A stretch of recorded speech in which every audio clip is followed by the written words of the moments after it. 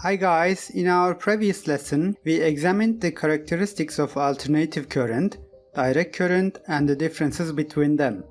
In this lesson, we will examine the parameters of sinusoidal wave in alternating current such as period, frequency, effective value, maximum value, peak-to-peak value, alternans and the cycle. There are not many parameters in DC, however, there are many parameters in AC as I said. We will have learned these terms by the end of this lesson.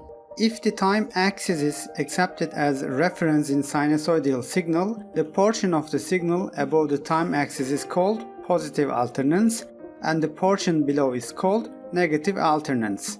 The waveform formed by one full turn of the generator is called a cycle. In other words, when a cycle occurs, the generator makes a full 360-degree turn. The time it takes for a cycle to occur is also called a period. The unit of the period is the second and is denoted by the letter T. The number of repeated cycles of the signal in 1 second is called frequency. To talk about the frequency of an AC signal, that signal must have a period. In other words, if an AC signal repeats a certain cycle continuously, the frequency of that signal can be mentioned. Frequency is expressed as the mathematical inverse of the period. In this equation, F indicates the frequency of the signal and its unit is Hertz. For example, the frequency of AC we use at home in the USA is 60 Hz. In other words, 60 cycles of this sinusoidal waveform occur in 1 second. We can think of it this way. If we light an incandescent lamp with a sinusoidal wave of 60 Hz, this lamp will flash 120 times per second because it will take 120 times maximum and zero values. But our eyes cannot detect more than 20 blinks per second. Therefore, we see the lamps as if they are always on. If we shoot a video of it and watch this by slowing down the speed, we can notice it. The value at which the voltage is greatest is called the maximum value. It is denoted by Vm. The maximum value on the negative part of the graph will be minus Vm. The amplitude value between the positive and negative maximum values is called the peak-to-peak voltage. The abbreviation VPP, which is the initials of the words from peak to peak, is used for this. The equivalent of the work done by AC on a receiver to DC is also called effective value, RMS. For example, to obtain the amount of heat supplied by AC to a heater in a certain time interval, the value of DC applied to the same heater for the same time is the effective value of AC. The effective value is found by dividing the maximum value by square root 2. We can explain better the effective value through this example.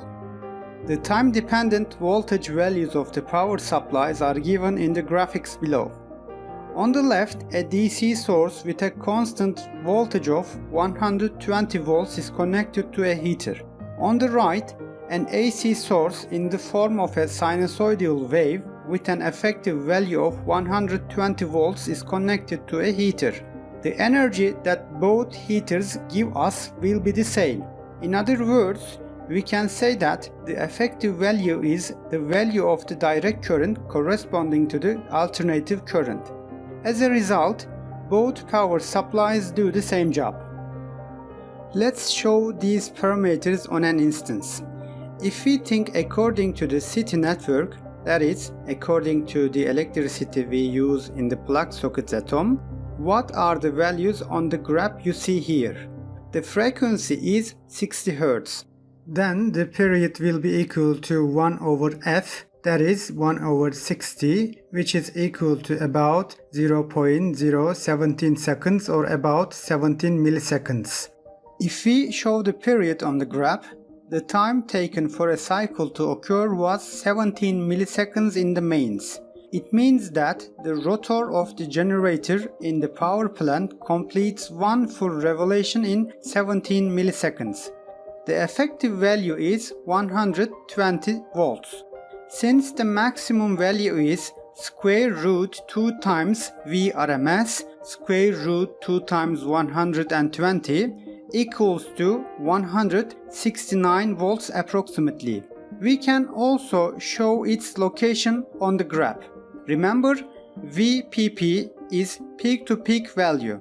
Therefore, the value between the two peaks will be 338 volts from 2 times 169.